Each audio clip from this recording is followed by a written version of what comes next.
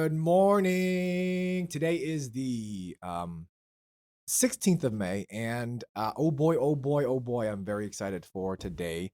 We got a big deal. Uh, we have a big deal. Today I'm very very excited and pleased and honored to just be talking about this topic of what is a woman. We have two biologists and Christine with us today. I don't think Christine, did you take any science courses in college? I did Oh, actually. so you're kind of a biologist. Kind of. So we have two biologists and then a kind of biologist. And we'll be talking about the topic of what is a woman and also talking about actually answering some abortion Q&A questions. This is very, very exciting stuff. Oh boy, this is big. This is big stuff. All of that and more today on the Dear Church podcast.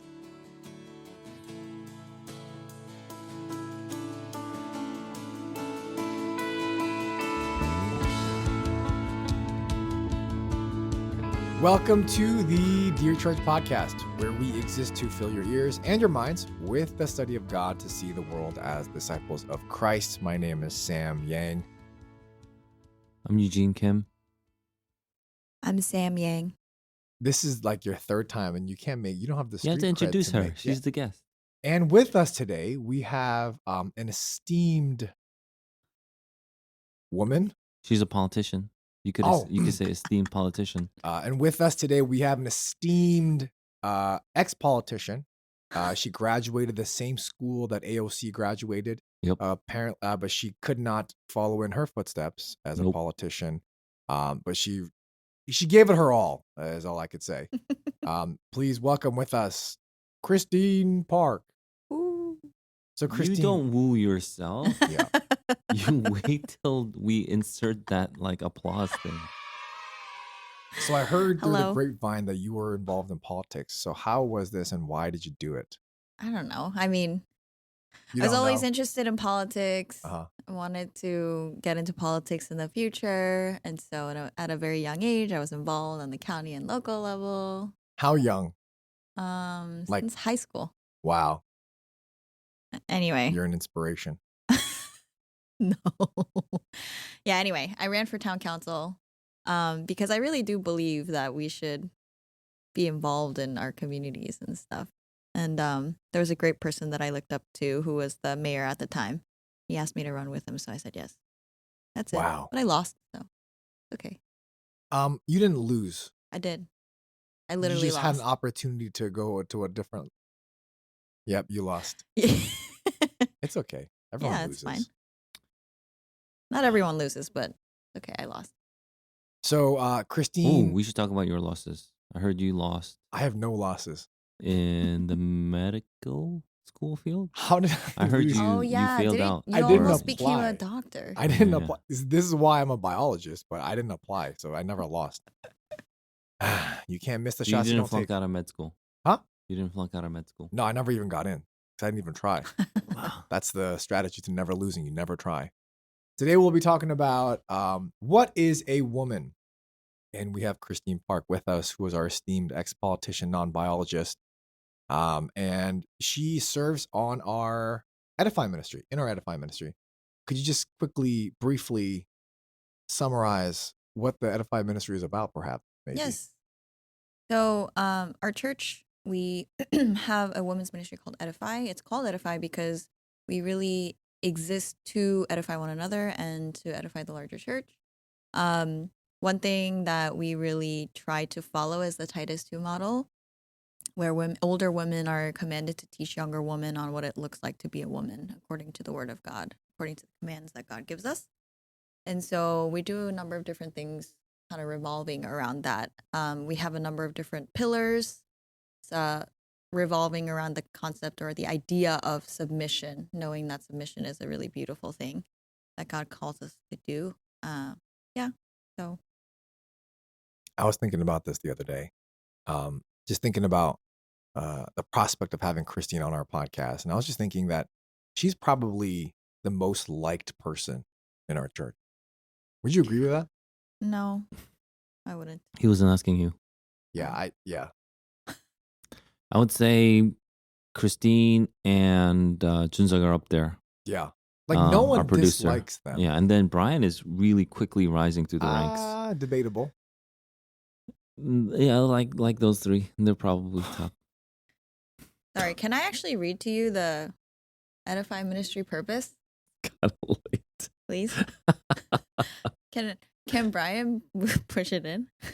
Brian, don't just keep this whole like thread in. No, as I said before, Titus chapter 2, verses 1 and 3 and 4 says, "But as for you, teach what accords with sound doctrine. Older women likewise are to be reverent in behavior, not slanderers or slaves to much wine. They are to teach what is good, and so train the young woman, ... And it goes on. There's also instructions for men there too, but we obviously focus on what's relevant to the women.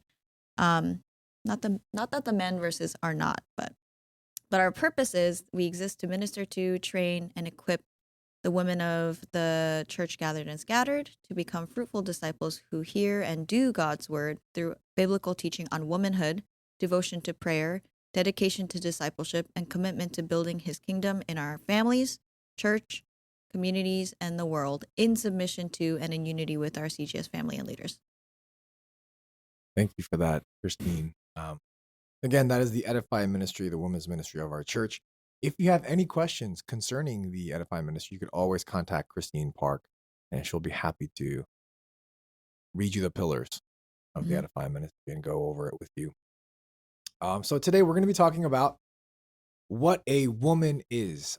This has been a confusing question in the past couple months. It was never a confusing question ever before. And then all of a sudden, people are confused in the past couple months about what is a woman. So I thought it'd be a good topic for us to talk about. So, Pastor Eugene, actually, Christine's kind of be playing both our roles today. So she's going to be helping me ask the questions, and then I guess with you answering the questions as well. I don't really need to be here, to be honest. Do you want me to ask the question? No. Just like your input, please. But sure. I just wanted to ask, what is a woman? Just simply put, what is a woman? Woman is an adult female that has been given the role of femininity in society. So femininity is a role. Oh yeah. Ooh. And it's a God-given role that women are to play out, and when they do, that's when they feel that fulfillment, purpose, fulfillment, and joy, things like that. There's a great little excerpt or an essay that Elizabeth Elliot wrote, and it's called "Let Me Be a Woman." It's a great one. You could look it up and read it. That's Elliot with one L, right? Elizabeth Elliot with two L's. Yes. Oh, it's two L. It's okay. Isn't that Jim Elliot's wife? Yes. They always had two L? I believe so. Yes. So I guess the next question, the follow-up question to that is, why the confusion then? I mean, it's so easy for us to define what a woman is. Where is this confusion coming from? How come the new future appointed Supreme Court justice, actually no, she was appointed. Mm-hmm. How come she couldn't answer this question? Where is this confusion coming from today? We go to the history of it, but I think it starts even more than 3 months ago. I think it starts from all the way back to the garden, but intellectually speaking, like philosophically speaking, excuse me, I should say, we know that it's been written down and people started to adapt this ideology from people like Jean-Paul Sartre, Simone de Beauvoir. We have feminist movements that happen afterwards that are really pivotal to our understanding of where women are and why they have defined it differently than they are. But Simone de Beauvoir articulated it well. That's why. So it's not new. It's the way that she articulated it.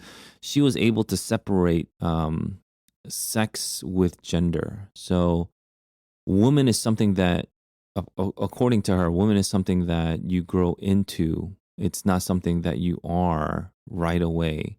And so because she was able to articulate that, you see how even that kind of thinking can lead to where we are today, Yeah. where a woman is something that you grow into and people kind of adapt that. So anybody can really grow into a woman, which is not probably what Simone de Beauvoir meant, Mm.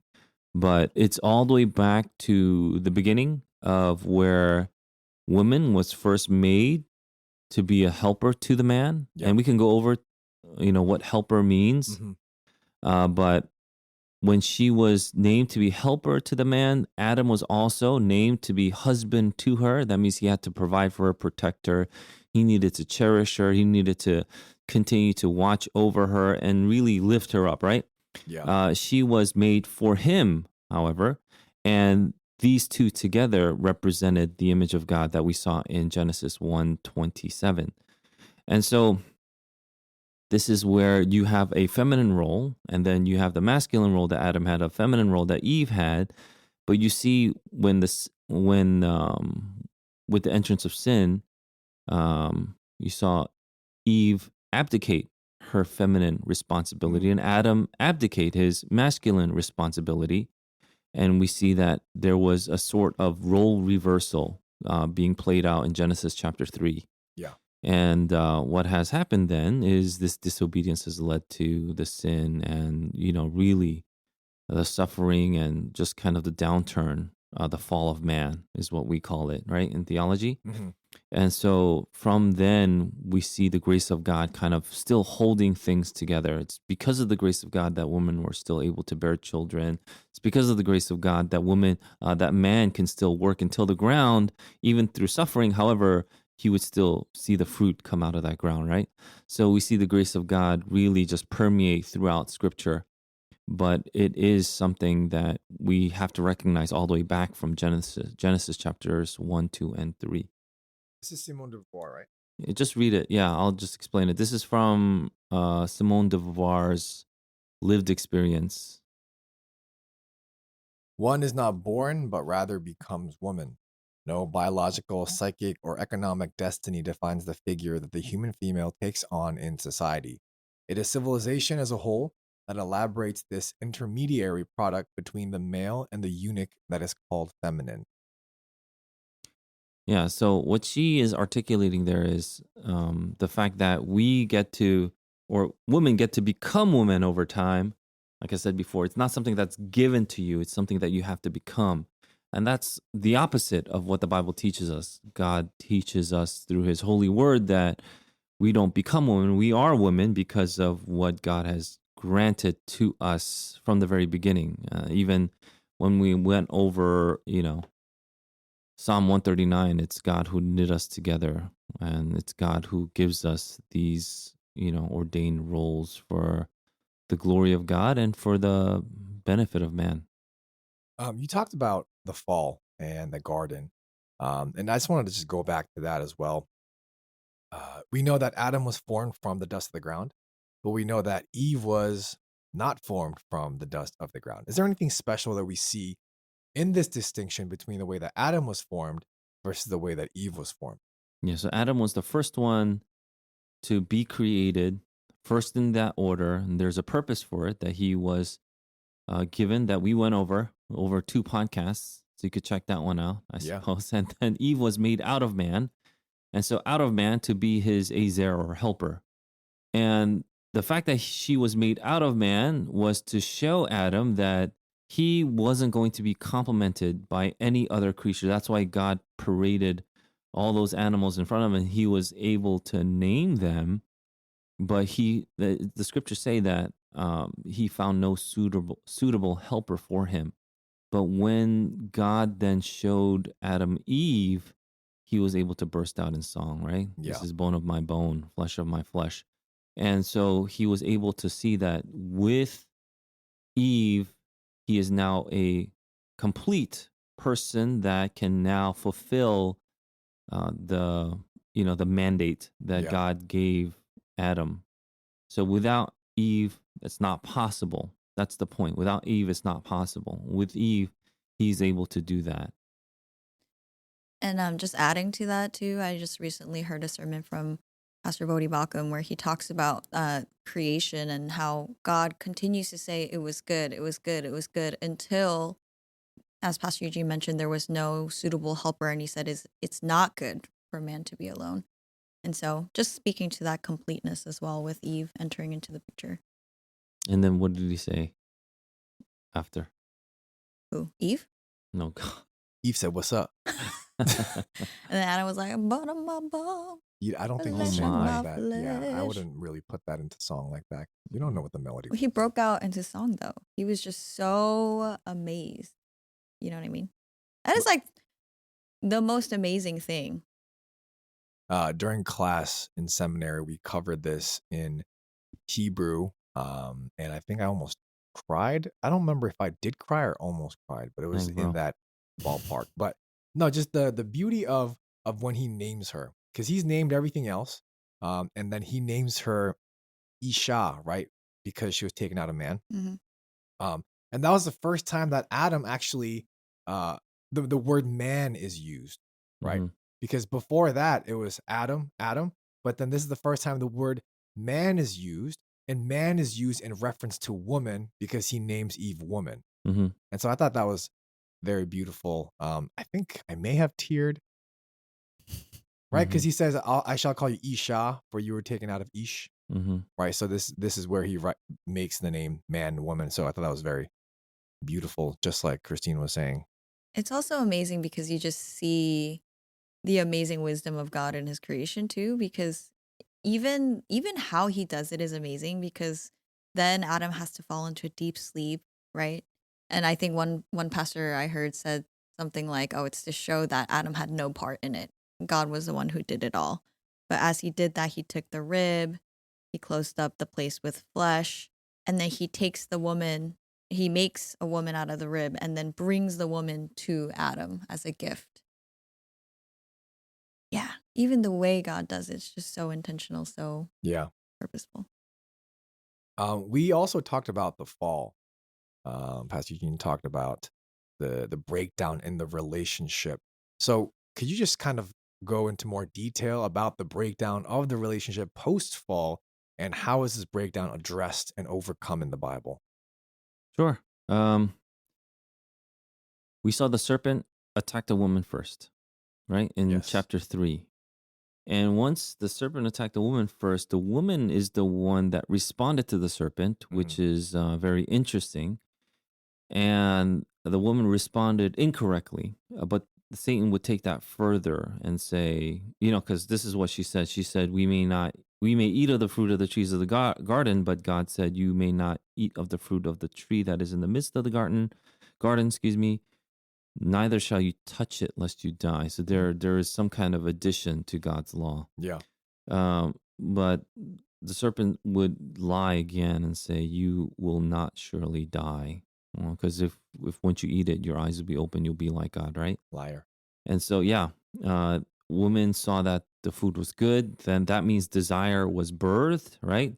Desire was birthed when she it was implanted. She saw it. It was delight to the eyes, and then she had that desire to be made wise. So she took of its fruit and ate, and then gave it to her husband. And then this is where the narrative kind of opens up. It says she gave some to her husband who was with her.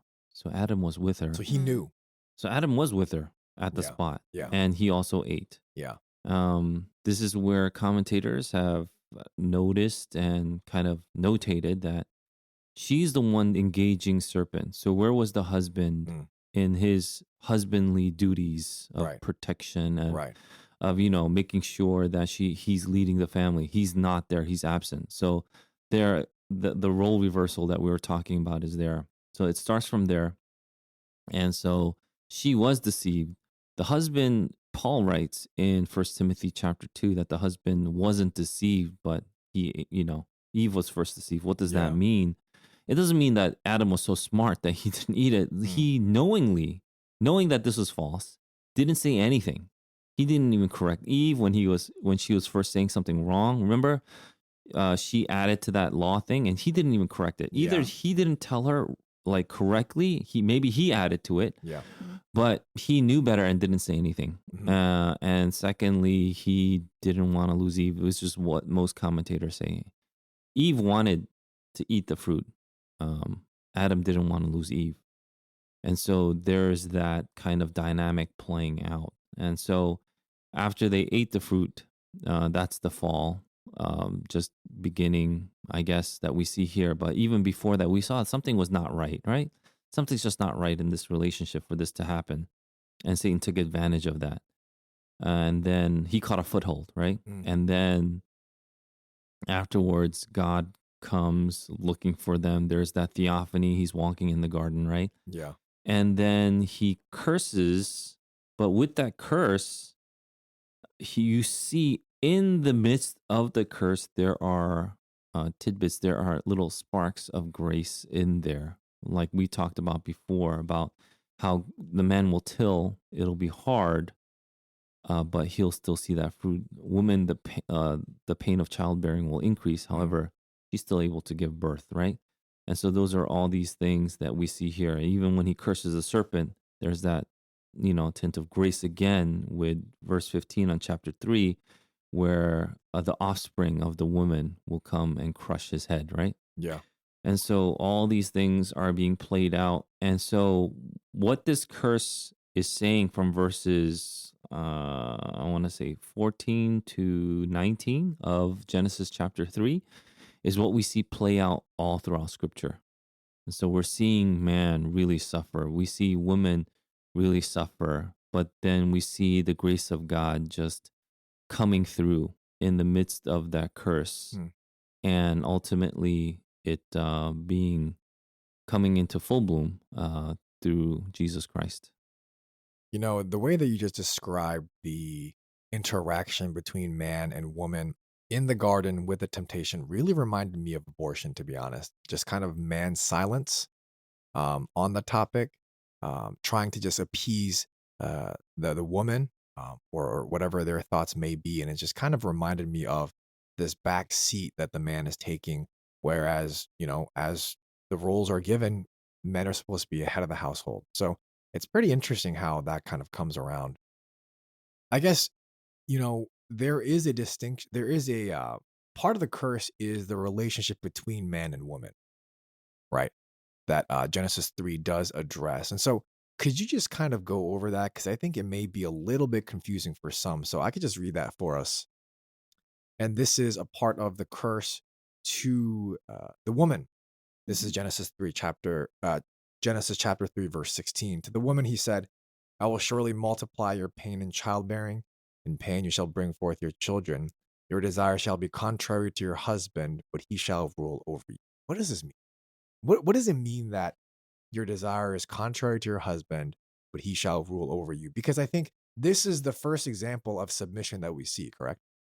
First example of submission. Or I guess the role of the woman in submission, The command to the submit. command to submit. Well, I Oh, guess I because see. I she's a see. helper when she's created, but the command to submit we see here. And a lot of people might think, all I've heard in church is that women are to submit. Women are to submit. What does this mean? Where does this come from? So I want to just Yeah. kind of go into that. Go ahead, Christine. Well, I'm sure I would love to hear what Pastor Eugene has to say, but it's interesting because I've been reading this passage and um, I, it is a curse, and yet there's also grace, I think, in the fact that there's still an upholding of the order of God, because that order, that creation order, the design of that order is still meant for our good and Hmm. meant for us to flourish. And so I think the curse is probably that the desire will be contrary to your husband. But the second part is actually encouraging in that he shall rule over you, meaning God's order will continue to stand I the see. way it meant to be. I mean, I don't know if this is right, but this is the way I'm seeing it, is that the way that God meant for things to be will be the way it's supposed to be. I see. And so long as we submit to it, we can glorify God and also flourish. Even the beginning part of that too. He doesn't say you can't have children anymore. Hmm. They can still have children, which is a great gift and blessing. It's just that it'll be painful, So very what is painful. this desire? Yeah. It's a little confusing in the Uh, Hebrew. The way we can read it, or help have some help, is by reading Genesis chapter 4, verse 7. This is Genesis chapter 4, verse 7. If you do well, and this is in regards to Cain and Abel. If you do well, will you not be accepted? And if you do not do well, sin is crouching at the door. Its desire is contrary to you, but you must rule over it. Yeah. So the same phrasing or phraseology is there in Genesis chapter 4. Its desire is contrary to you, but you must rule over it. And so that desire to, to rule over, his desires to have you, his desires to, um, take you. That's something that apparently the woman wants to do, but he shall rule over you, or God telling Cain, but you must rule over that, is a sign of grace, saying, look, this is something that you will want to do because of you know this fallen desires that we have, but he's going to keep that order. And this is something we've seen all throughout history in society. Men lead the society. Yeah. And that's by the grace of God. And now we have called it patriarchy. And we're supposed to look at it terribly, like, oh, this is a terrible, terrible thing, right? A lot of progressive Christians also think that. However, even though people rag on it and they criticize that kind of structure, there is no societal structure without, strong men leading it. Yeah. If you don't have strong men leading it, then another strong man will take over that society. It's just the way God has ordered it. It's for our good. And that's something that we should recognize. This doesn't mean that women are lesser. And I think that's the temptation, to think that women are lesser because they're not leading. We should get into the word azer. It's used here, the helper, but it's used everywhere else. It's used in the Bible. God refers to himself as helper. And so when we use the word azer, should we do some word study here? Would that help? So helper is there on Genesis chapter 2, verse 18, where it says, I will make a helper fit for him. And then verse 20 saying, Adam, there was not found a helper fit for him. So what's this helper? And I'm saying that every other use, almost every other use, would be for God. So let's even Exodus chapter 18:4. Exodus chapter 18, verse 4 reads, And the name of the other Eleazar, for he said, The God of my father was my help and delivered me from the sword of Pharaoh. That's Azer. And then Deuteronomy chapter 33, verse 7. Deuteronomy chapter 33, verse 7 reads, And this he said of Judah, Hear, O Lord, the voice of Judah, and bring him into his people. With your hands contend for him, and be a help against his adversaries. Let's just do one more. Psalm 70, verse 5. Psalm 70, verse 5 reads, But I am poor and needy. Hasten to me, O God. You are my help and my deliverer. O Lord, do not delay. Yeah. So these are references to God. So the person that helps someone, this is where we have gone into this weirdo notion that if someone's your helper, that means they're lesser than you. But if you really think about it, someone that helps you is someone that has something that you don't have or that you need, right? So in some senses, that person is stronger than you. And many times in the Bible, most of the time, like I said, it's God who helps Israel, meaning Israel couldn't help themselves. They need someone stronger than them to help them. So this has nothing to do with strength. This has everything to do with the way God has designed man and woman to flourish in society, in the world today. And so for a male to say that females are lesser because they were made as helpers is to not understand either role. And it's something that I believe men have been just mistaken in. Also, women, as a matter of fact, have been mistaken in this, thinking that, oh, I'm just a helper. What am I? Just supposed to smile in the kitchen. And we could go through the history of all that's happened. I'm sure Christine will help out in that. And I've asked her to do some of that historical stuff, recent history at least, about why women feel like they're lesser in the home and things like that. Why homemaking has been is looked down on. It's not something to be lauded or something to seen as heroic or pivotal, integral, but it's something that is optional Yeah. and even secondary to life and your well-being, right? And so we could get into that in a bit, but bottom line is we should start with when God says, I will make an Azer. Mm. Throughout the Bible, he refers to himself as Azer. He's the helper for, humankind. And the fact that we don't understand the value of helper is, I think, to our detriment. I'm glad also that we're going over that word because, to your point, Pastor Eugene, a lot of us, and myself included, have been tempted to look at that word in a negative way. And I think it's just that's a really good example of how we should understand that when God says something, we need to look at what God meant, not take our cultural understanding of whatever word or circumstance and apply it. Yeah, I think that's really helpful. And Pastor Eugene, you brought up uh, per- perhaps men misunderstanding what it means to rule over a woman. And I think oftentimes the abuse of this has led to feminism, feminist theology, where, in the past, men have abused their power over women. And as a fruit of that injustice, we have feminism come to the ranks, and with that feminist theology. Could we just kind of talk about that? What is feminism? What is the core tenet of feminism? And how does feminist theology go into that?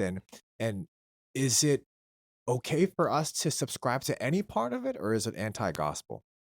Yeah, I guess we could go into American history, and or recent history. So towards the 1800s, we could go through first wave feminism.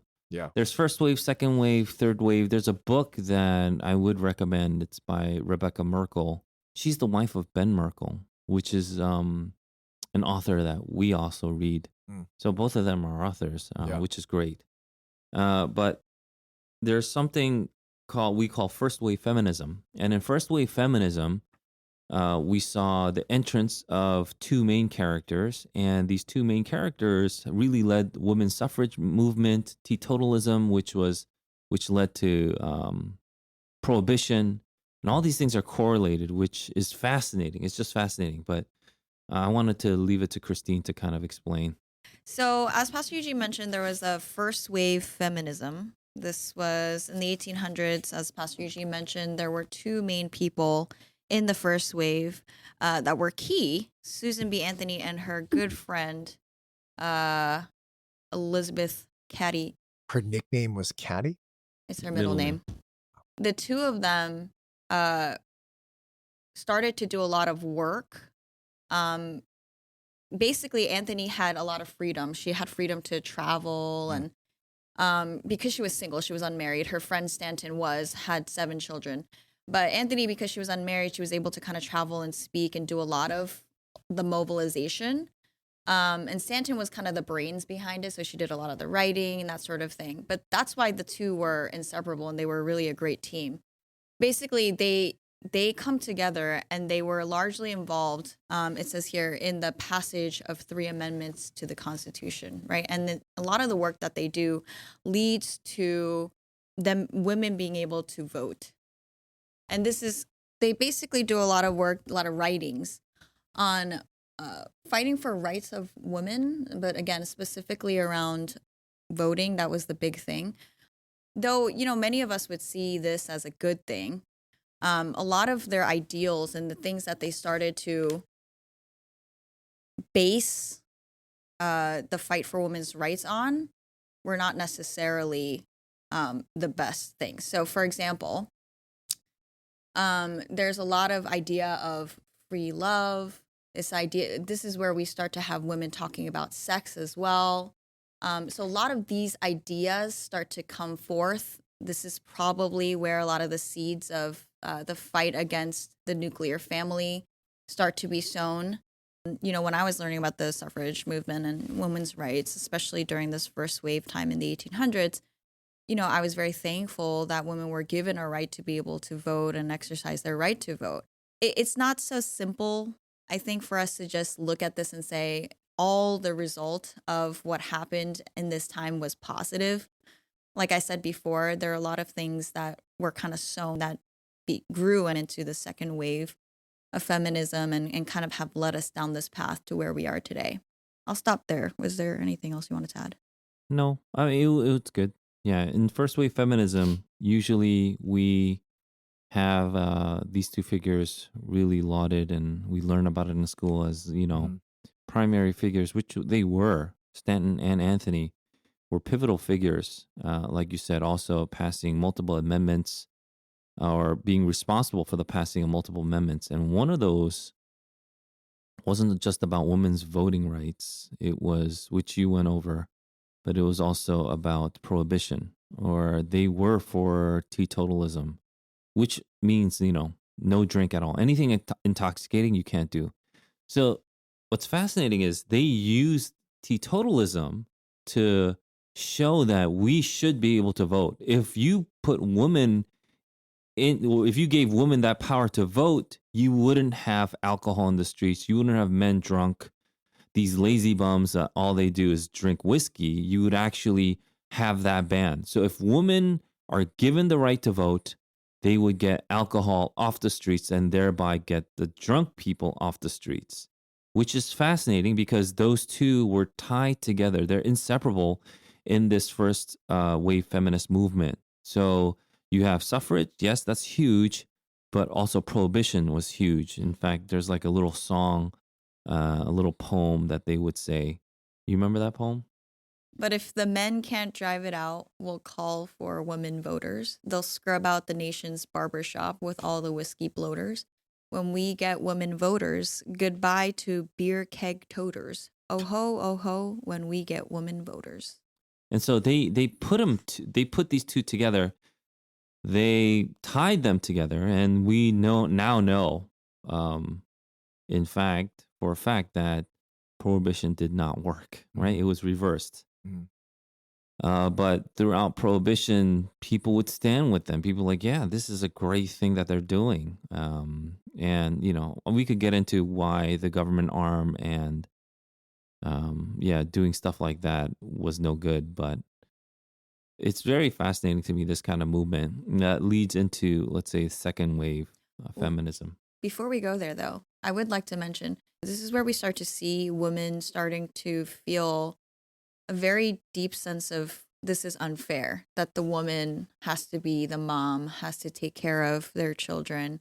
Idea of traditional marriage, where women and men are both deeply affected by the birth, but the burden of caring for the child is on the woman, is Mhm. how it was felt. Mhm. And so actually another woman that comes out of this first wave move is Margaret Sanger, whose first clinic eventually becomes Planned Parenthood. Mhm. But this is where we also see kind of a push towards a separation between gender and sex, right? And so freedom from the restriction of biology. And we see the impact and effects of Margaret Sanger's work now.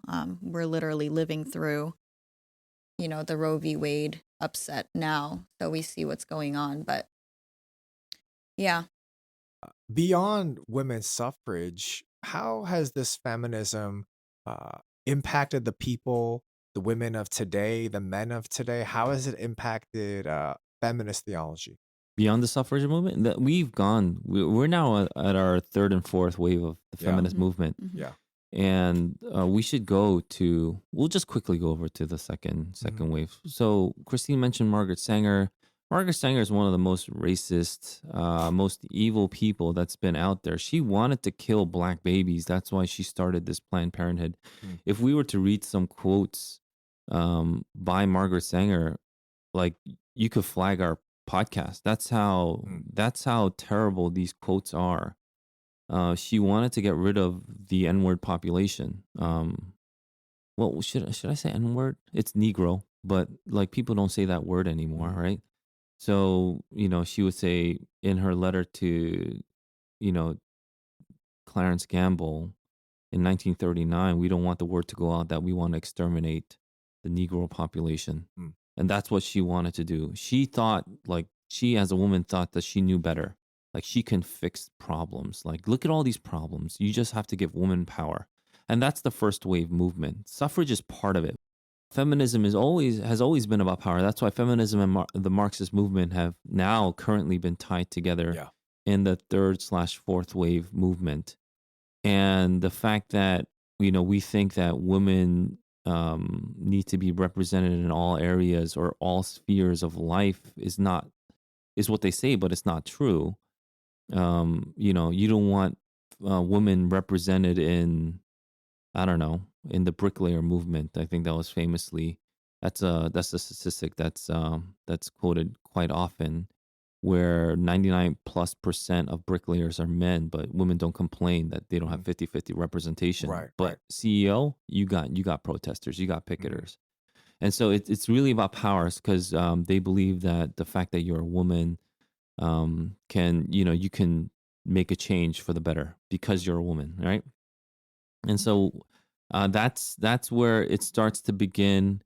In second wave, we saw a bunch of people start to come out, and Christine, you could definitely add on to this, Mm-hmm. but this whole idea that staying at home is bad, it's Mm-hmm. unfulfilling, Mm-hmm. it's terrible. Um, I mean, Rebecca Merkel in her book looks down on the Victorian era of how they projected women. Mm. I'm a little kind of ambiguous on that one. I'm a little in the middle on that one. There's good and bad because that Victorian era movement it was largely influenced by the Puritan movement, which again, there's pros and cons, right? Mm. For me, it's mostly good, but you had these women who would dress in a way that they could do zero work at all, Mhm. right? You saw these like large, huge frilly dresses and Mm.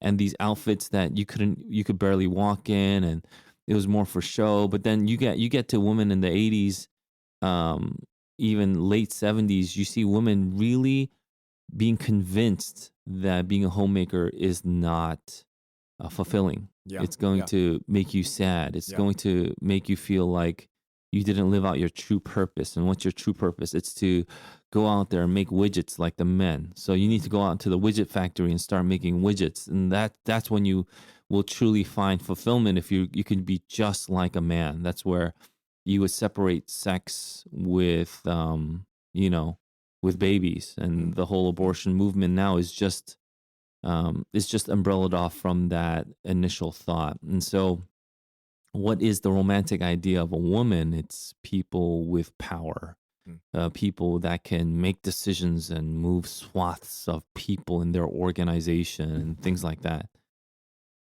Yeah, and one thing that's really interesting too is there's this idea of maturing, quote unquote, maturing into a woman, and it's leaving your feminine ways behind, becoming a powerful woman. In many ways, becoming like a quote unquote man, though they don't say it that way. Having a lot of maybe characteristics or doing a lot of things that maybe other men can do that were not typically things that women would do, right? So Mm. things like smoking a cigarette, right?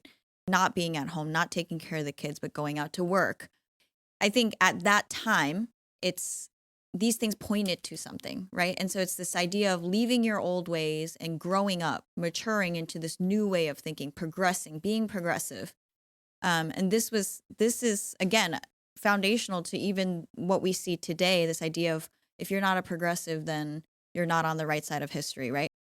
What I appreciate about what Rebecca Merkel says in her book is she kind of makes a distinction between um, it's not about, oh, should I be super feminist or should I go back to the ways of the old world where it was just this picture perfect family and it was very I love Lucy times, very wholesome. Mm. And she actually points out that both are not good. One is escapist and one is just uh extremely aggressive in pushing forward what you want, but both ultimately rely on the self, right? So whether you decide to go back to the old ways and put pin up curls in your hair and you wear these cute dresses and stay at home and you live in this picture perfect ideal world, which is not realistic. That's escapist, right? Mm. You're still relying on what you think feminism should look like, or being feminine, or being a woman should look like, even if it's like a super conservative way of seeing it. On the other side, you could be super liberal and you can push for all these things that, again, are against biblical commands. And in that case as well, you're still relying on what you believe is what a woman should be. So in both cases, on both opposite extremes, you still rely on what you think a woman should look like, as opposed to if we go to the word and we follow the word, then we know that it's not us relying on our own opinions on what a woman should look like, or Mm. what a woman should do, but it's really what God says, right? And so doesn't necessarily have to look like old times, or the most progressive of Right, the right. progressives today. Mm. We're not advocating for one or the other. We're saying stick to the word, stick to the Bible. So Mick Jagger and Keith Richards, they wrote a song. I believe it was by the Rolling Stones in 1966.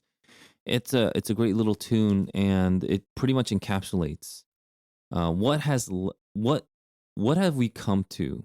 If we don't have the Bible, so that's the point that I've been trying to make with people that I have discussions and conversations and even debates with, is if you don't have the Bible as a goalpost, as a standard, what is your standard? What are you going to? So you want freedom for women. I get it, which is a great thing. The word freedom is good, but we need to define what freedom is. You want liberty for women? It's great. Define what liberty is, though. You want empowerment for women. Empowerment is great, but define what empowerment is. And so, what is the goalpost that you want to get to? Does it mean a free range of sex just like men do? Again, that's wrong, because men shouldn't be having this.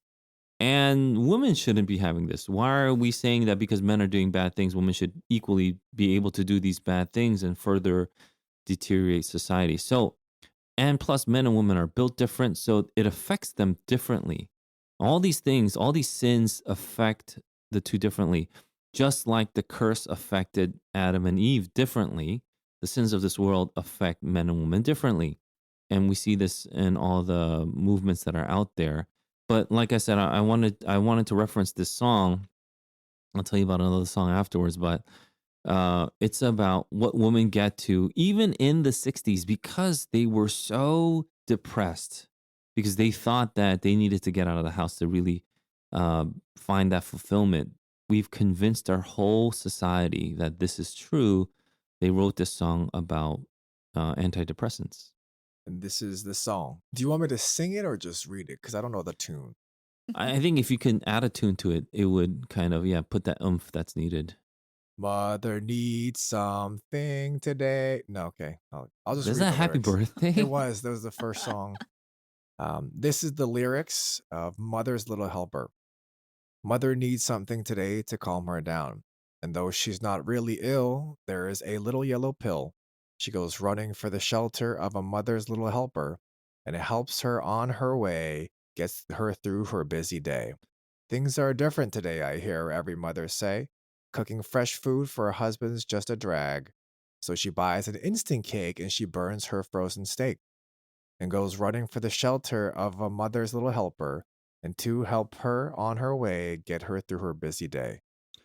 Yeah, so looking at this completely romanticizes, let's say, anything outside of being a mother. So whatever makes you a mother, meaning like you nourish your family, you take care of your family, you take care of the home, those things are being, like, they're putting those things down, saying what a drag these things are. You know what? Why don't you just do this instant food instead?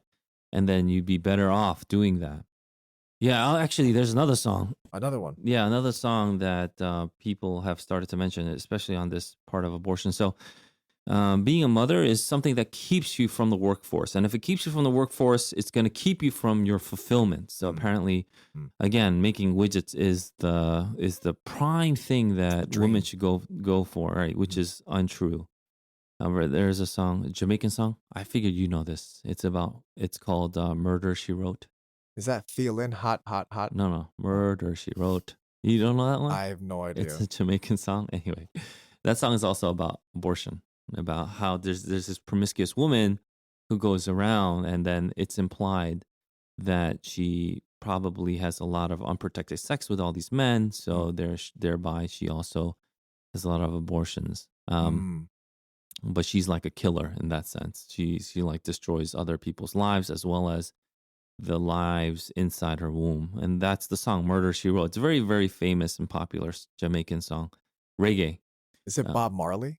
no. Oh, Anyway, so yeah, go sorry. ahead.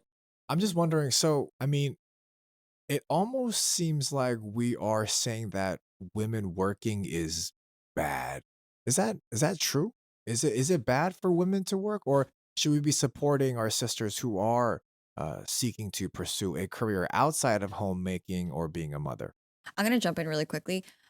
I think it depends on how you define work Okay. because women do work. Mm, I mean, if you look at Proverbs 31, mm, the Proverbs 31 woman is the excellent wife. She's the ideal picture of a wife, which I will also note that that ideal picture of the wife is very different from what the world says an ideal wife would look like, right? So even if we go back to this time where an ideal wife would keep the house quiet and tidy before the husband comes home, have dinner on the table. I mean, those things you can do, right? But then to boil that role down to just doing those chores is understandable why some women at the time would have felt under challenge, quote unquote. And this is why a lot of women would go out into the workforce to actually find something, quote unquote, more challenging, mm, right?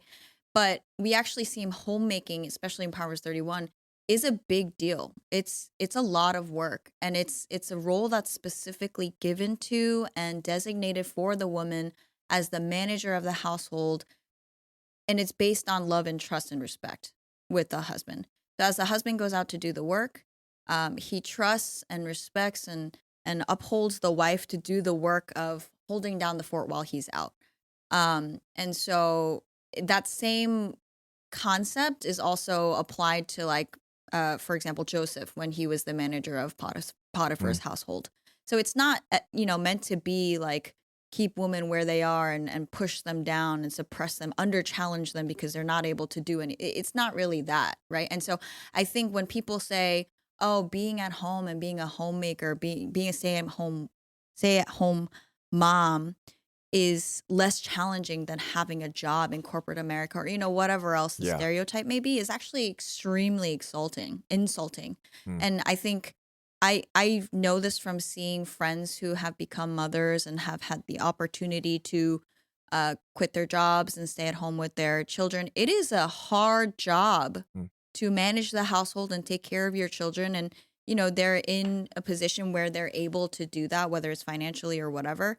Um, it is a hard job, and to be able to look down on women like that and to see them as less than, or to say that they're less mature or less developed, or their ideas of what a woman could do are less developed because they stay at home, is incredibly insulting and very wrong. Proverbs 31 is a great example that Christine brought up. But you see how the woman there, the ideal woman that has been brought up, she does work. So working is not evil, but mm, she works for the sake of her family. mm, So the modern woman today needs to work for the sake of herself. It's about self fulfillment, self prioritization. But you see in the Bible, it's about the family. mm, So the woman would work, but it would be to clothe her family, to keep them warm, to feed the family, to make sure they're well fed. So she is the one that is giving herself up for the family. You see this picture throughout the Bible, and then you see it most like really exemplified in our Lord and Savior Christ Jesus. He gave himself up for us. Mm. And so this is an example that our Lord Jesus has portrayed, where he would even say that I didn't come to serve, to be served, but to serve. And so this is something that we all ought to see. And there is a role that women play, which is, um, this self giving of herself. And only the woman can actually give up her body to nurture the infant, or even the fetus inside the womb, the baby. Only the woman can do that. Men can't do that. And we see this is an incredible gift that God has given society, that women are able to do that. To actually look down on that, like Christine said, is insulting. But even beyond insulting, it is cursing God for what he has given us. Mm. It's completely like damning the things that he has given us for our good and saying, we hate this. We don't need this, God. mm, And we can do this without you. again, it's like that Nietzschean madman. We're just gonna make up our own morality as we move on with no flag, with no goalposts. We don't even know what the goalposts are now. It's just whatever God is, we're gonna run directly opposite, and that's what we kind of see in society. I will also say this idea of sacrificial giving and serving. It's all over Proverbs 31 as well, as Pastor Eugene mentioned. But it kind of points to the whole idea of submission. And there's that passage in Ephesians 5 that a lot of people like to point to. Wives, submit to your own husbands as to the Lord. Um, what I really like about this passage is it also says later, well, the next verse says, "For the husband is the head of the wife, as even as Christ is the head of the church, his body, and is himself its savior. Now, as the church submits to Christ, so also wives submit." And so, when the church submits to Christ, it's not a forced submission, it's not an oppressive thing. The underlying implication is that there is love, Mm, right? It's submission and love and respect. It's the same concept. It literally says submit as the church submits to Christ. We also know that Christ submits to God and his will And he's as not well. secondary. He's not mhm, Right. like mhm, he's not below God in the sense that he's not as high as God. He is God. Yes. And so in that same way, women submitting, well, I should say wives submitting to their husband, Hmm. which we should also point out, not Yes. all women are to be subject to all men. That's yep, Hmm. not the yep, thing. Like Yep. you're not to go to any old woman and say you mhm, need to be submissive to me. That's crazy talk. mm. We're saying wives submit to your husband. This is glorifying God, which points to this. This is biblical theology now. Submission always is what is it? Submission is always accompanied by glory. That's what it is. And so Christ submitting to the Father's will has been accompanied by glory. Mm. Glory is always tied in with submission. And that's why even in Ephesians 5, before wives are to submit to their husbands, we are told that we are to submit to one another. Mm. These things are things that we ought to do for one another. However, there is an order to things, that doesn't mean that, oh, we're supposed to submit to one another. That's why it cancels out wives being being subject to their husbands. And that's not true. This is what the progressives want to put out. But this general idea that we ought to submit to one another is something that we see in the Bible because we ought to follow our Lord Jesus Christ. And when we do that, we see the flourishing of the church, we see the flourishing of society, the Mm. communities, and the nation and the world. The fact that we've lost sight of that and thinking that it's always about power, which is the premise, and this is something that I wanted to argue about, is it's the premise of the first wave feminist movement. It's about power. It's about give us power, and then we will solve your woes. We'll get rid of alcoholism. We'll get rid of these drunks who are on the street. We'll get rid of whiskey. We'll put in prohibition. It's give us power and we'll fix it. And that's not how, um, you know, um, Christian culture works. It's about submission. And even in that leadership position that men have, when men lead women, it's so that they can continue to exemplify Christ's love for his church. And how did Christ love the church? In Ephesians 5, it says he died for her. Mm. That's a way of being subject to, in a sense, right? And so you can't get around this idea of submission. There are different dimensions to it. However, the idea of submission is not excluded from every role that is supposed to be played out. So I have a bunch of questions actually about stuff that we've been talking about. So please bear with me. I wanted to just quickly go back to work. I think we said homemaking a couple of times, but perhaps not everyone may be familiar with the term homemaking. When we say homemaking, what are we saying? Like, what does it mean? Well, obviously, we're not talking about, building a house. So, what does homemaking mean? The primary role is that you take care of the home. You could have odd jobs outside the home, but Mm, your main job, your full time job, is to mhm. stay at home, raise the kids, make sure you take care of the house, and then you don't. You're not really. What do you call it? What do you say when you're not outsourcing that work? Uh-huh. Yeah. So, I guess practically, what does that look like for women who are working in corporate Hmm. today? Moms who are working in jobs in New York City, or moms, I mean, I guess a lot of moms are working from home now, virtually, but we're not telling all women to quit their jobs. And so, what does this practically look like then? Understanding that a woman's primary job is to homemake, is to nurture her children. That's a really good question because I was gonna ask that question too. Ah, Because also, I think you can understand all these things and then ultimately be in a position where financially you're not able to, like, your family is not able to support on one income. mm, That's possible. yeah, We have to be a little bit careful with that too because you then have to ask the question of, well, what do you actually need in order for your family to survive on that one income? So there is that as well. mm, But I think a lot of people, especially in this area with, the cost of living being so high, it is hard for the family to function and to support their lifestyle on single income. So some women do have to work. And oftentimes that looks like working in corporate because, many, if not most women in this area, especially, will go and get college degrees, and that's a whole separate conversation. But that leads to looking for certain types of jobs, right? So we're not necessarily going to, well, society says that you're not going to be happy with doing odd jobs or blue collar work, right? You're going to look for something that's in corporate and that sort of thing. So with corporate jobs, you also have a certain expectation, 9 to 5 and that sort of thing. So yeah, Pastor Eugene. No, no, no. I like that answer. I like that answer a lot. I mean, Well, it wasn't really an I think answer. it is about talking with your wife now, making mm, sure you live out the biblical principle Mm, as best you can. Like what you mentioned is what I go through. I can't live on mm-hmm, one income. mm-hmm, And so my wife has to work. It's just, we want to say, I lead the household, especially spiritually, and she takes care of the home and mm, she enjoys it a lot. She loves it, mm, right?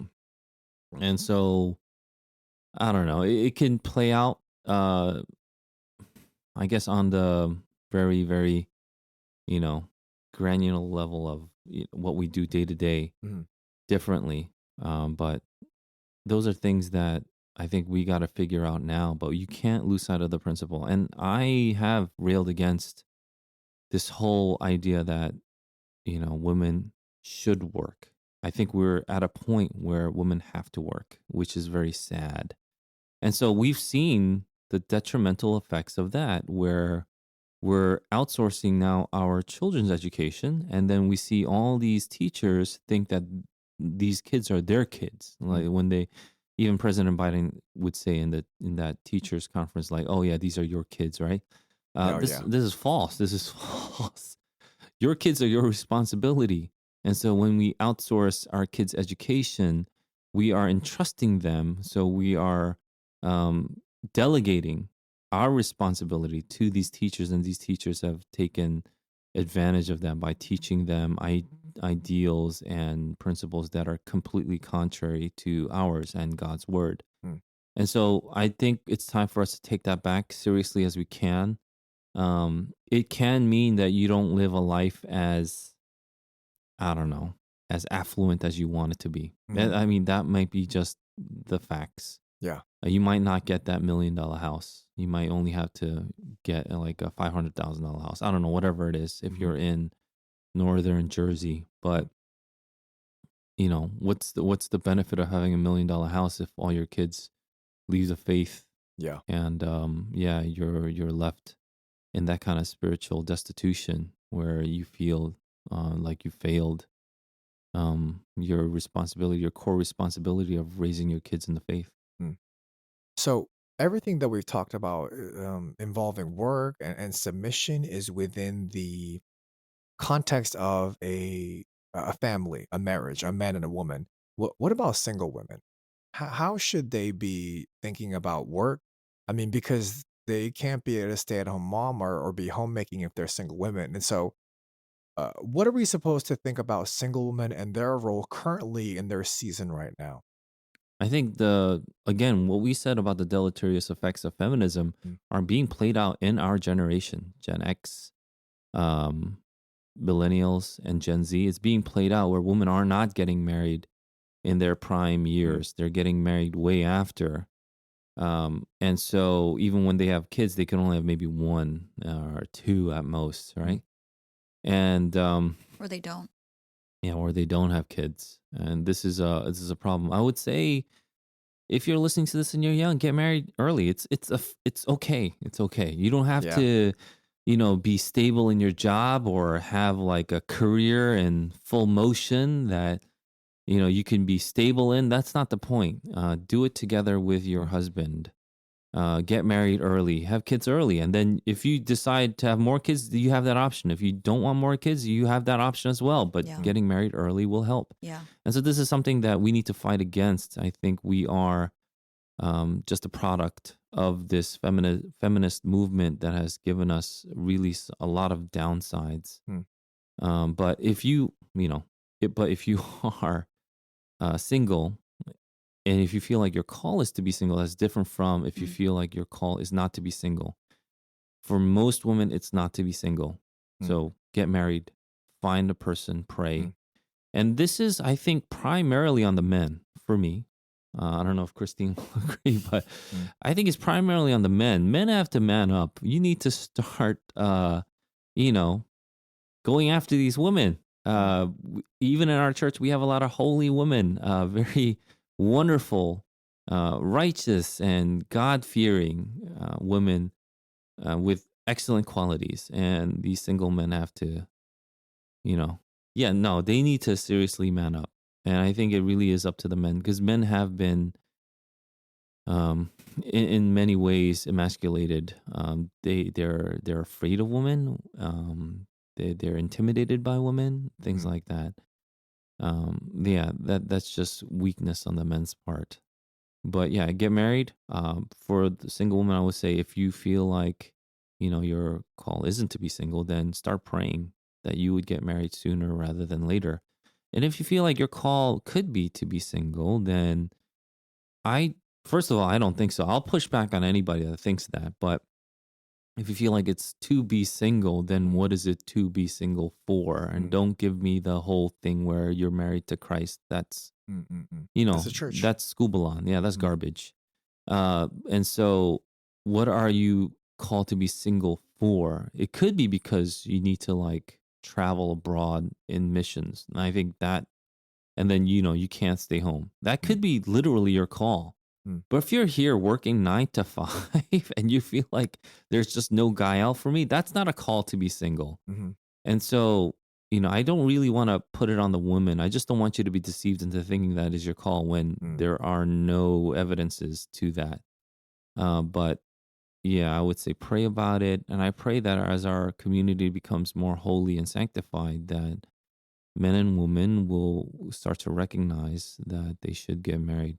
And I'm not speaking like as a person that has done everything right. I'm speaking because I've done so many things wrong, and now, as I see what's written in the word, it's out of this heart of repentance, a heart of that's continuing to mature, that I want to give that warning to all these younger people out there. I'm wondering, what if someone were to respond to what you just said, Pastor Eugene, by saying, that's a little offensive? How come my goal as a single woman is to get married, whereas a man's goal is to be successful, is to do well in their career, and to, I don't know, go conquer the world? How come my end goal is to just get married and that seems like that's it? Well, I will say, even in that question, you can kind of see where that person Hmm. is, right? Hmm. Because, first of all, it's not just the goal of a godly woman to get married if that Hmm. is in God's will for you. It is also the man's goal to find a godly wife. We know that because the beginning of Proverbs 31, King Lemuel's mother gives him all this advice about how to find a godly wife and how that's important. So, and actually, Proverbs 31, many women read it to know what it looks like to be a godly wife, but also Hmm. many men also read it to know it's meant for men. Actually, it was written, you know, with the men in mind to know what an excellent wife looks like. And so I would push back and say it's not just the goal of a woman to be married, it's Hmm. probably also the goal of a man to be married, and the goal is not to just be married, it's to be married to someone godly, Hmm. to be able to continue to do what you're supposed to do in this life that God has given you the command to do. But also, it's not a bad thing to desire to be married so that you can raise children and to make a home and to manage it well while the husband's goal is to get married and to have a family and to raise children and then be able to provide for his family. Those are Mm, not bad things. mm. So even the question, I think, in and of itself, maybe I would just push back and say that person needs to shift their mindset a little bit and just understand like being married is not a Yeah. bad thing. Again, homemaking is not a bad thing. Raising children is not a bad thing. Children are blessings from the I Lord. mean, you're right. I was asking with a bad heart. So, yeah. Okay. Um, just I want to just close off this topic of feminism with one more question. It seems like feminism is addressing perhaps the abuse of power by men. Feminism is addressing an inequality they see, and the way that they address it is by having this desire for equality in power for women. Um, Yeah. so how are Christians supposed to view this issue? Because obviously feminism is addressing it in the wrong way with the wrong solution. So how are Christians supposed to address this issue? How is the church supposed to address this issue of men over abusing the power and there being an inequality between men and women? I think you're right. Feminism is addressing the abuse of men with more abuse. Mm, At two wrongs don't make a right. So you want to go back to the word and you want to go back to how God has designed and set up society and the family and the church. And you want to obey that order. And mm. then you want to understand that even sometimes it might not be comfortable. For a lot of people, this talk might not be comfortable Yeah. because of what we have been indoctrinated with ever since we were kids, which is, I'm including myself in there. But the word is word is what sanctifies us. It's the spirit that changes us, and we need to continue to go back to the word of God. And so, don't stop. People can be in different places on this, but don't stop continuing to be sanctified in the word. And I would say having a good, godly mentor can always help. Mm. Someone that is more aged, but is definitely deep in the word. It's not always age that matters, but should be aged, but more importantly, should be deep in the word of God. Is it okay to struggle with everything that we've talked about today? Oh, yeah. I think it depends on where you are. Mm, But then make sure you listen. mm, And I'm glad that Christine didn't pull any punches. mm. I think that's what it is. The gospel is just telling it like it is, but it's the truth, and we tell it in love. We're not telling it like it is so that we feel good, Right. but we're doing it in love. And just know that there is true joy that comes out from following God. And we hope that, yeah, that people listening to this can also recognize that. Yeah, I would agree. I mean, a lot of the things we've talked about, I've struggled with as Mm, well for many years and have been taught. I think that's the key. Pastor Eugene said it before, but I've been taught, and it's not just being taught, but it's being taught according to the truth that we find in the Word. And so I think it's okay to struggle, but as Pastor Eugene said, continue to listen and really look for people who can counsel you or advise you in the truth. Um, Also, just a reminder that especially for the women listening, the call for us to follow Christ is to lay ourselves down. That means to also lay down all these things that maybe we have taken up that feel comfortable to us, but may not be true, right? mm. And so as we take on Christ, maybe some of these things might be uncomfortable, but we know that if we trust in Christ, if we trust in the Lord, uh, we'll be taken care of. And so it might be hard, it might be difficult. Even the process of shedding our old selves might be ugly or might be hard, but the promise is there that as we continue to press on and take on Christ and we imitate him and look more and more like him, Mm. that it will be for our good and it's for his glory as well. Thank you for that, Pastor Jean and Christine.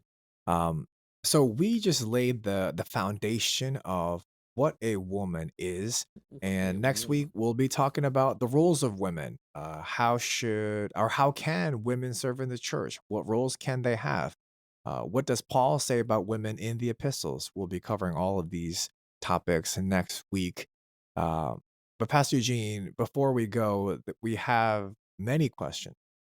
So, Pastor Eugene, I wanted to go into a quick Q&A on the topic of abortion. Let's hit that jingle. We need a beat. We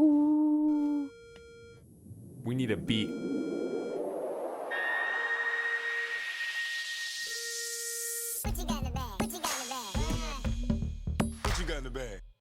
Uh, so there is a thought process that says that repealing Roe v. Wade is an attack on LGBTQ plus rights. That they're next.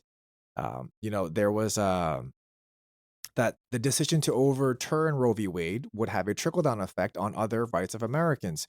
According to Melissa Murray, who is a law professor at NYU, this is what she said.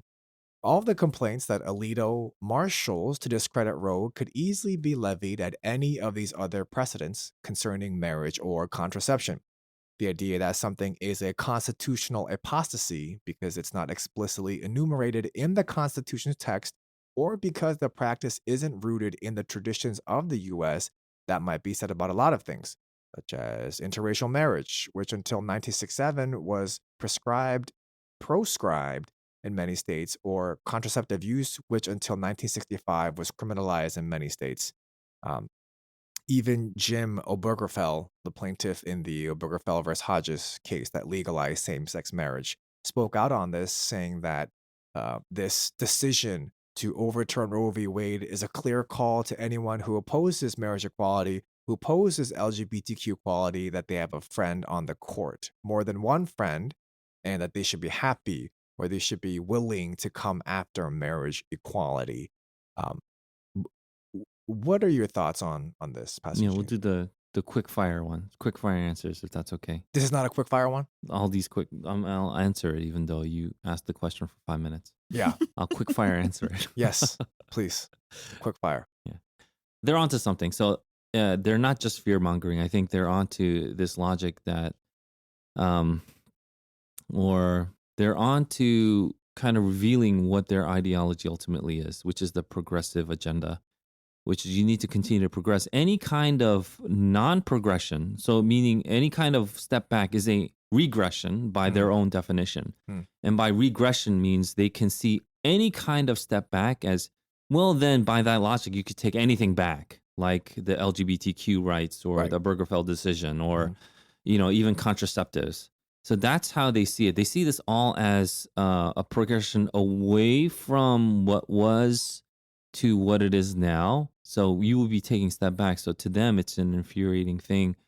It has nothing to do with logic. It has nothing to do with reason. It's not about being right or wrong. It's about saying where we have come is established, but because we're here right now. So you can never look back. You can never reason. Well, maybe these decisions were no good. They're not based on logic. They're based on either faulty facts, which Roe versus Wade was. They're based on faulty facts, and we could get into that later, where even the judges there at the Supreme Court would take statistics from NARAL, and they were all falsified statistics, but they would take those statistics to make that decision.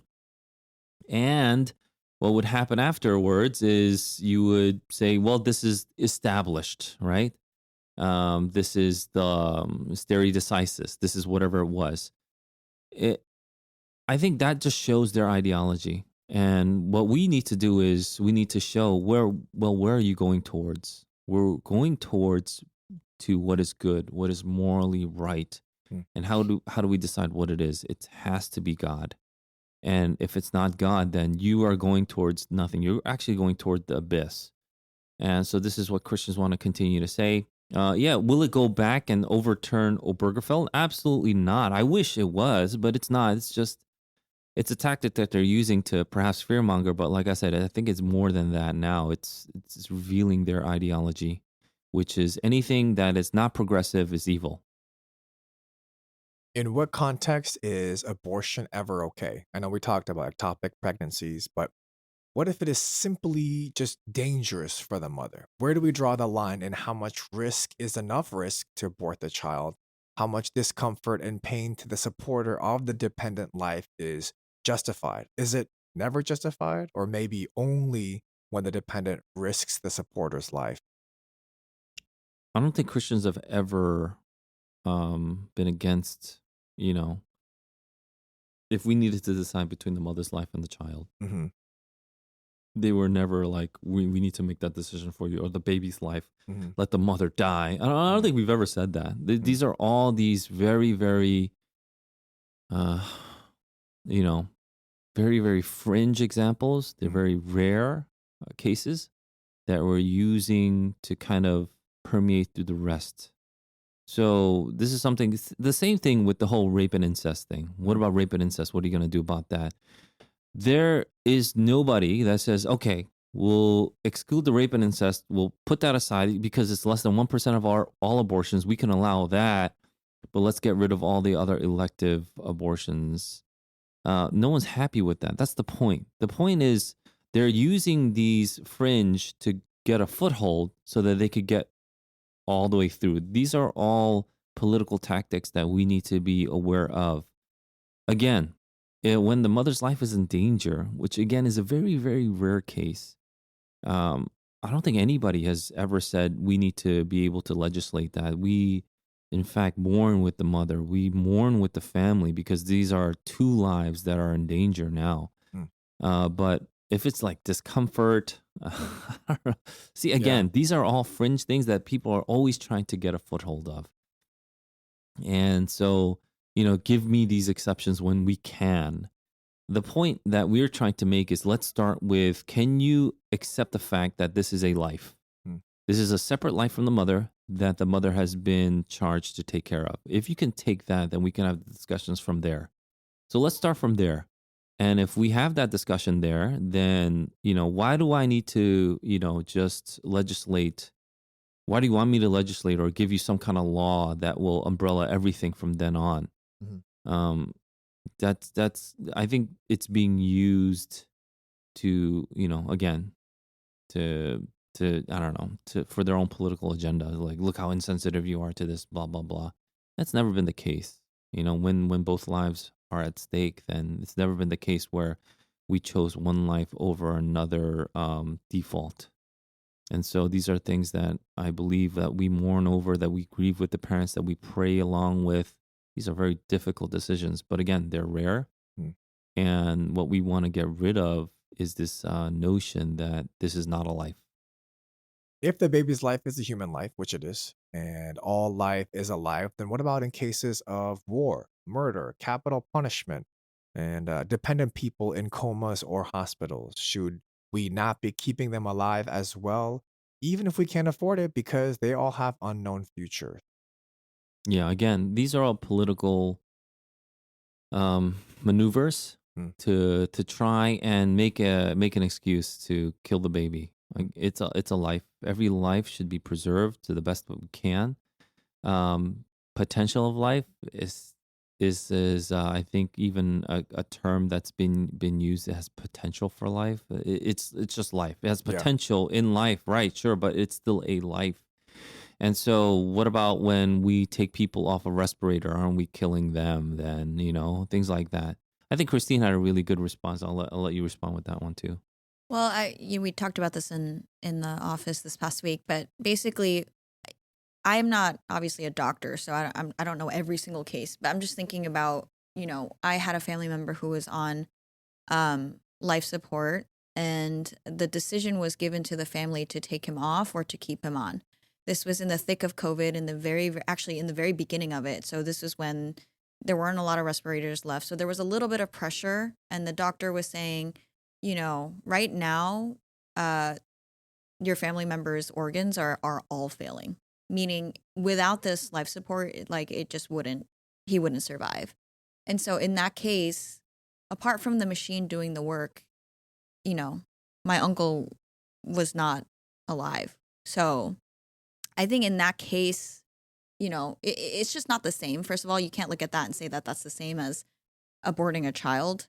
But in that case, obviously, it was a very difficult decision that my, uncle's family had to make to take him off of life support at that point. But it was also because they knew that the chances of him surviving were none, basically. And even with life support, he was going to die pretty soon after that. So I think it's different. It's just a different thing, right? With life support and respirators and that sort of thing. If there was any chance that that person could survive if they stayed on, I think most families would keep them on. So if someone said, you know what, this person being on life support is such a burden to us financially, let's just cut him off now. Even after the doctor was saying there's a chance that this person could survive if you keep him on longer, I we would look at that situation and say that's terrible as well. That person's heart for wanting to pull the plug, the decision making, the heart behind the decision making is wrong as well. So we wouldn't necessarily look at that situation and be like, great, do it, right? We would say, if there's a chance, why wouldn't you? Yeah, to conflate the two issues is just It's just wrong. not the same. It's just not the same. Yeah, it's just, again, it's political maneuvering, and this is what we've been told to equate together. Someone told you this. That's why you're asking this question. It's like, oh, what about this? It's because they have an answer for it. It's like, look at this. Isn't this hypocritical for us to value life here and not value life here, or something to that effect? Right. That's absolutely not true. If this person had, like Christine was saying, if this person had 100% potential to live, why would you take him off the respirator? Right. These are not issues that should be put together, and yet they are, because they want to show some comparison that's not there. So again, logically, it doesn't make sense, but it's there to raise emotion. And once you raise emotion to that degree, it's hard for people to have that conversation. But yeah. I mean, the question of war came up a couple of times as well. So, and the question is, if we have the right to take away lives in certain situations, should it not be left to the individual to know best of their own circumstances, to know if they could take, a life? So, for example, a soldier in war. No, soldier, I'll stop you right there. A soldier has been commanded to take a life. This is the government with the power of the sword. And because of war, there's this whole just war theory that we went over. You can look at our previous podcast on just war theory, but a soldier has been commissioned. Soldier doesn't take a life on his own accord or on her own accord. They've been charged with taking the life of the side or the nation that they're fighting against. It's completely different. And so again, we're conflating issues that aren't equal. War isn't something where you get to decide you get to kill someone else. War is something that, as a soldier, you have been now ordered or charged to do. If you don't, then, you go to jail. Yeah. Court-martialed and things like that. There's going to be steep penalties for doing that. One And, more yeah. sorry. No, go ahead. One more in this, I guess, realm. What about capital punishment? It seems like we have a system where one life seems to be more quote unquote important, perhaps more quote unquote innocent than someone that's getting Capital executed. punishment, they're not innocent. Right. So they've been convicted by a jury of their own peers.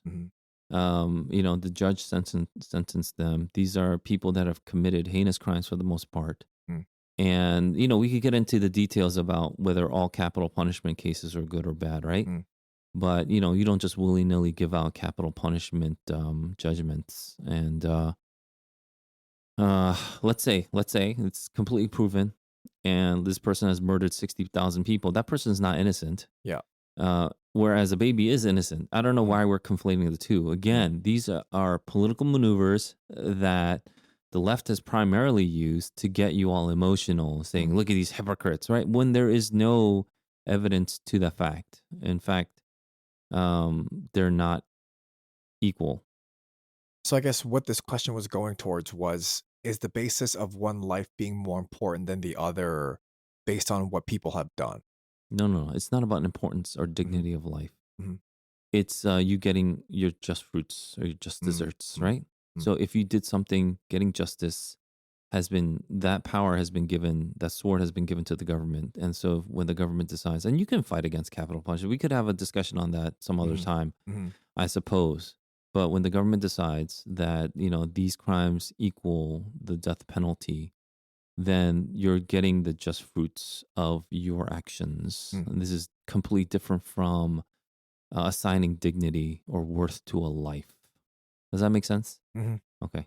Last question for today, Pastor Eugene.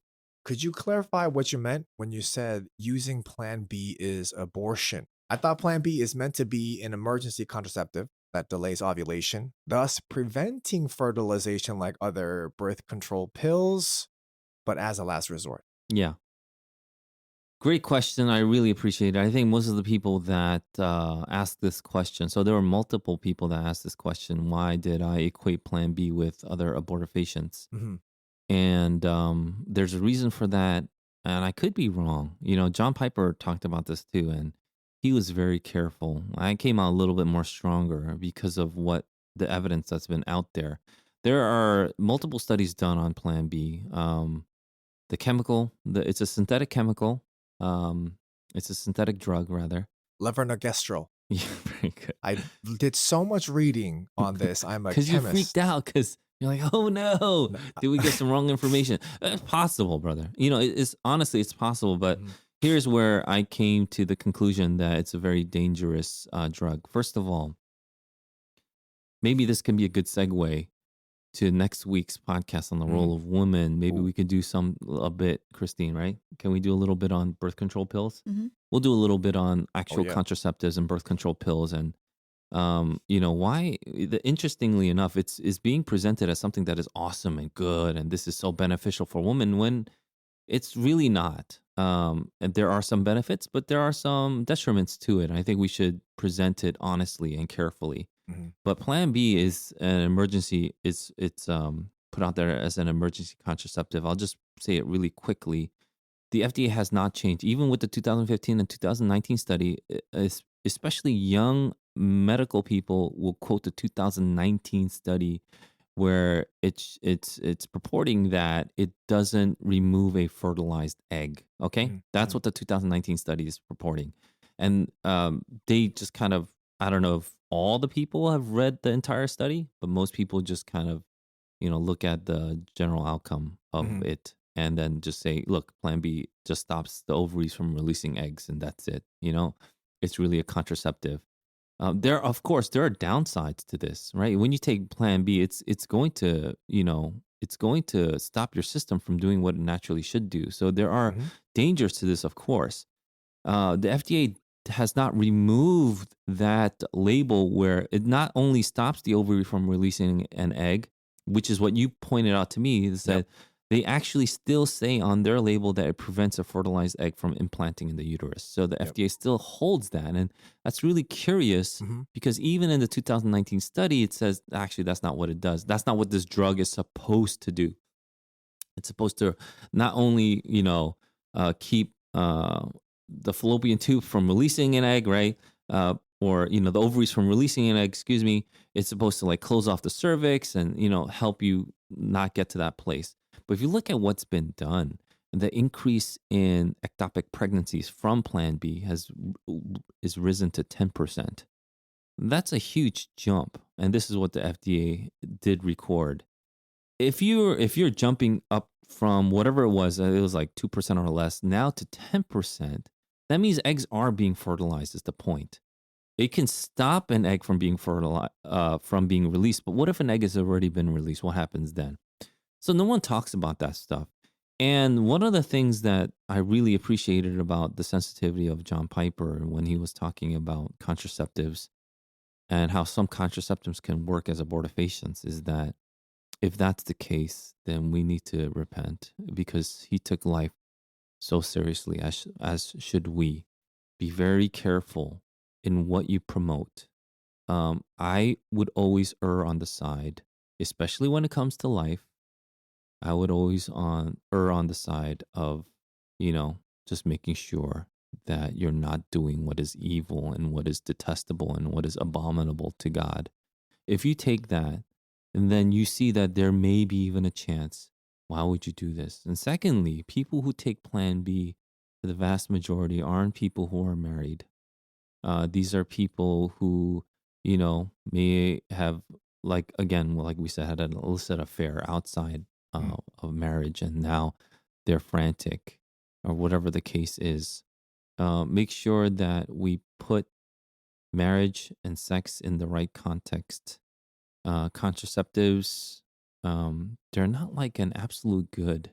Mhm. They're there for a reason. We have this technology for our good. And so perhaps we can talk a little bit more about contraceptives and BCPs next week. But Oh yeah.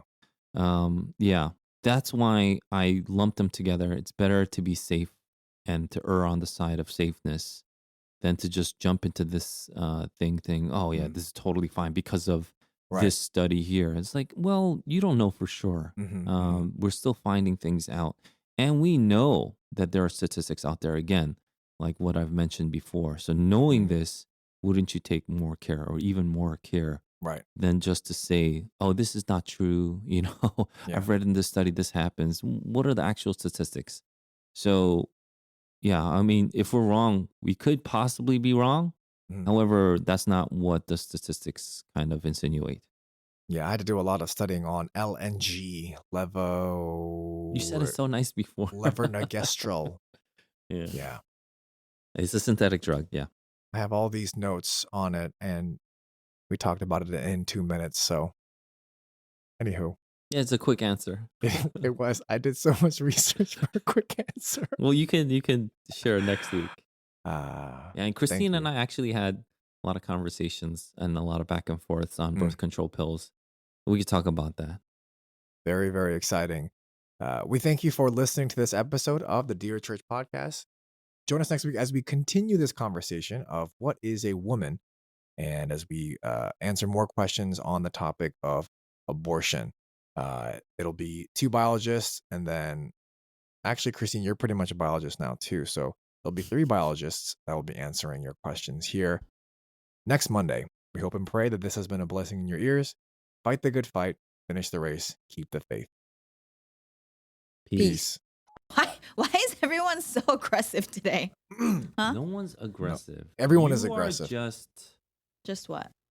someone that didn't listen to the podcast, and all of a sudden so you're on. aggressive. So what should I do? Should I? How about listen to it? I do listen to it. Yeah, could you listen to it? I please? do listen to it. It'd be great if you listened one time. Did I you ever leave a literally review? listened to Did it. you rate it 5 stars? No. No, exactly.